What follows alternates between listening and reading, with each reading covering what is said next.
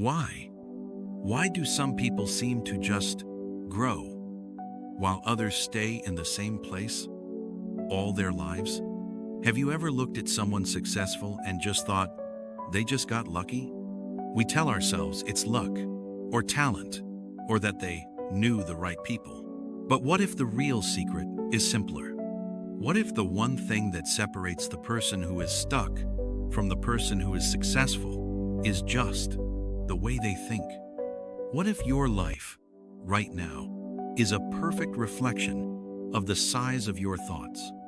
We live in a world that often encourages us to think small, be realistic, don't get your hopes up, stay in your lane. But this is a story about a man who decided to change lanes. It's about a man who discovered that the first thing you must build before you can build a new life is a new thought. Once upon a time, in a small, quiet town, there lived a man named Daniel. And Daniel was a good man. He was honest, he was hardworking, he ran a small, very small bicycle repair shop. What did his life look like? It looked the same every single day. He would wake up, his hands still sore from the day before. He would open his shop, and every day it was the same story. Fixing flat tires, cleaning greasy, broken chains, tightening loose bolts. He earned a little money. What is a little money? It's just enough. Just enough to survive. Just enough to pay the rent for his small shop and his small apartment.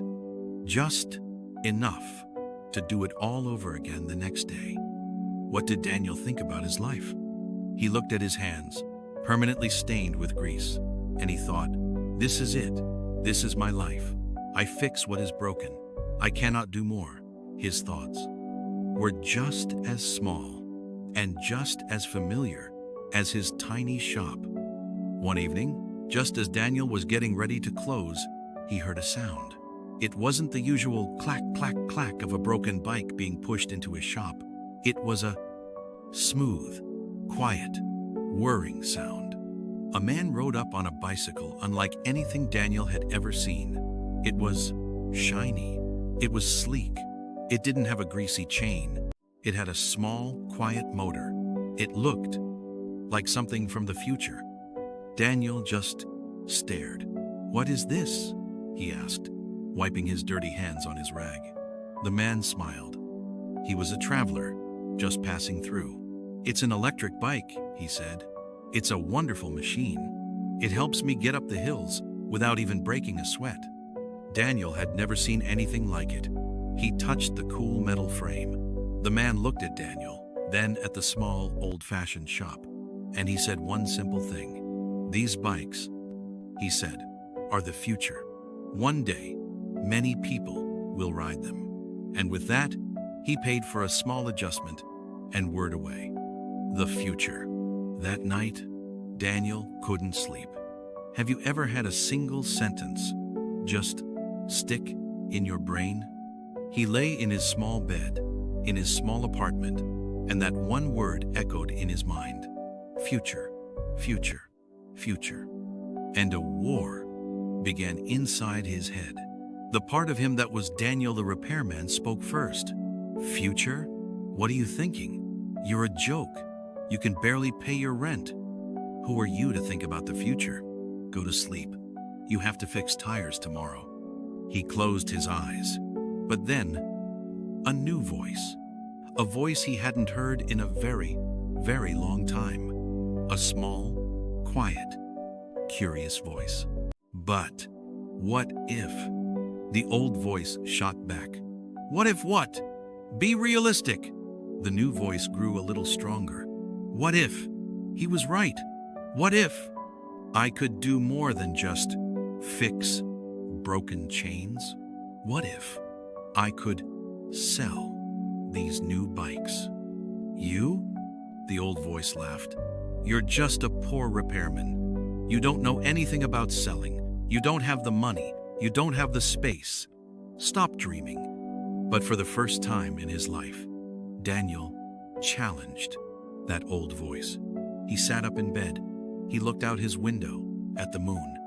And he asked himself the most important question of his life. Why not me? What if I just thought bigger? The next day, Daniel went to his shop. He still fixed the tires. He still cleaned the chains.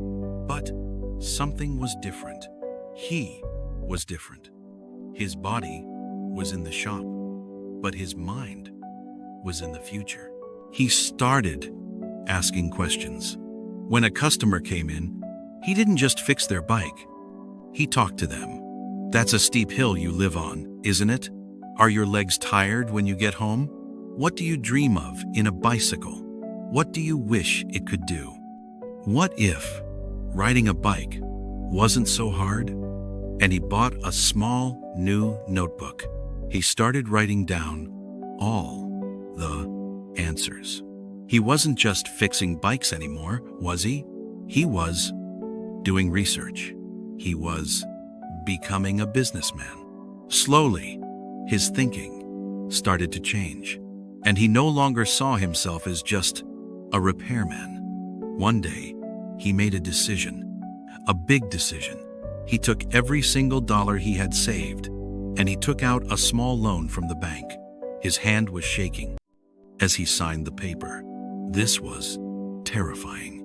He was risking everything, his shop, his apartment, everything, on an idea. He bought just two, shiny, new, electric bikes. He put them in the front window of his tiny, greasy shop. He made a new sign. It was painted by hand. It said, "The future of cycling starts here." What do you think happened? Did a crowd appear? Did he sell them in one day? No. People laughed. They pointed. Look, Daniel thinks he's a big shot now. Who is going to buy that? Such an expensive toy.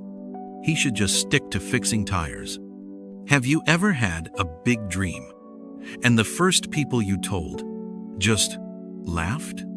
Daniel heard them, and for a week, nothing happened. The bikes just sat there, shining, and Daniel's old voice came back.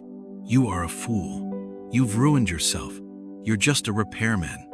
But 1 week later, the bell on his shop door chimed. A woman came in. She wasn't laughing. She pointed at the bike. I live on top of the big hill, she said. My doctor told me I need to exercise, but my knees, I can't make it up that hill. She looked at the bike. Can this really help me? Daniel looked at her, and for the first time, he didn't feel like a repairman. He didn't feel like a salesman. He felt like a problem solver. Yes, ma'am, he said, his voice clear. It can. He sold his first electric bike, and the profit from that one sale was more than he usually earned in an entire month. But was it about the money? No, it was proof. It was proof that his new, big thought was right. It was proof that he wasn't just a repairman. Month by month, Daniel grew. He sold the second bike. He bought 4 more. He started a small delivery service using electric bikes. He started converting old bikes into electric bikes. The poor repairman became the owner of the town's first modern bike company.